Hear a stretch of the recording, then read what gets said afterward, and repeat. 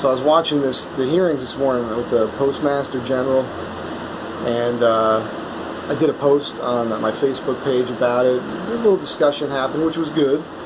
And the point I wanted to make is, if you're believing what the media is telling you, this propaganda nonsense, you know, I don't know what to tell you. You're just not thinking. If you don't think that the post office is needed to be,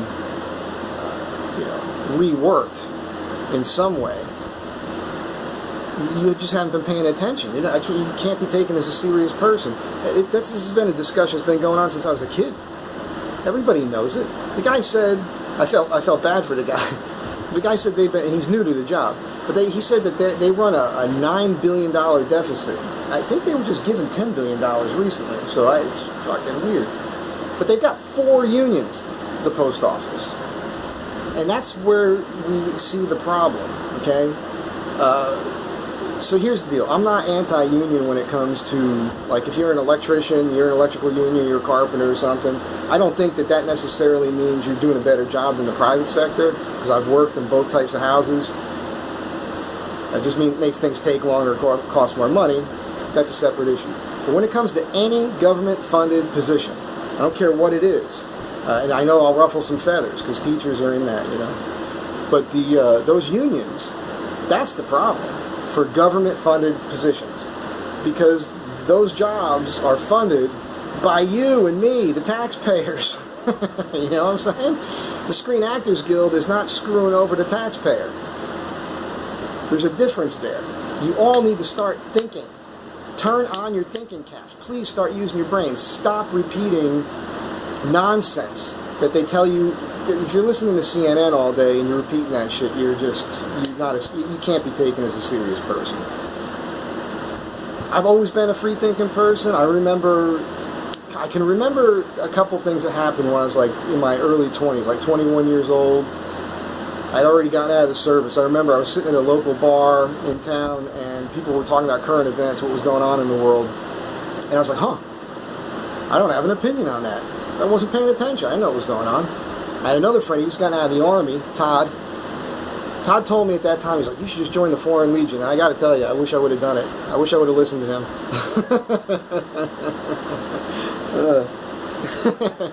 Anyhow, so Todd he had the news on, and he was talking about stuff. I was like, okay. So what I did was, I started watching the news. I started reading the papers, and I was automatically, like right from the jump, disappointed, because the newspaper was written for like a 9-year-old, and both the TV and the newspapers, they would say, here's what happened, but then they're trying to get you to accept a narrative. I mean, that just jumped out at me. Like, well, wait, I see that happened, but you're saying it was because this or that, but you're not really providing, like, it was a mission. There's been a mission going on for the control of your thoughts. Forever. It's not a conspiracy theory. It's just a fact. Every government does it.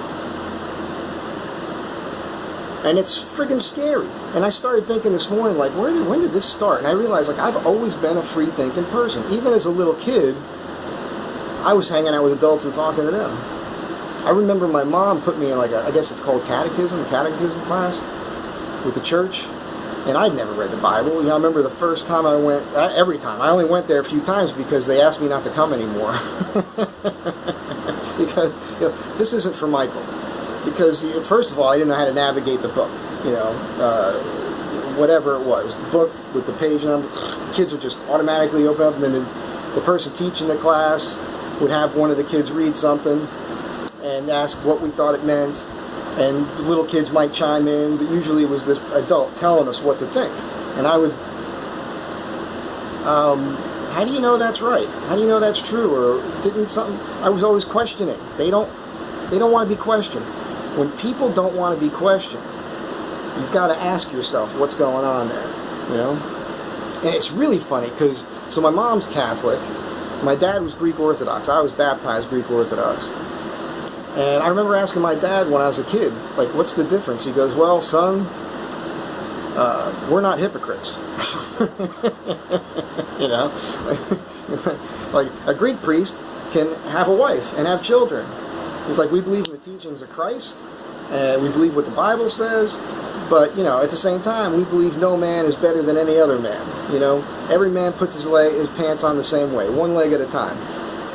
And that stuck with me, you know. And then he was telling me, he's like, you know, there's been, he was telling me these things about convents where they've, you know, like they've fallen down, they're rebuilding them or whatever, and they find all these little baby fetus skeletons and whatnot in the basements. I mean, it's crazy what goes on. So, all I'm saying to you is, for the love of God, please start thinking. Just use your brain. Stop repeating shit that you're hearing. Understand that that propaganda is being put into your head 24/7. You got to question everything. Look it up. Somebody said they disagreed with me when I said that the post offices needed to be, you know, reworked for forever. How can you disagree with that? If you disagree with that statement, not a serious person, because obviously you don't know what's going on. So, wake up. Help wake up other people.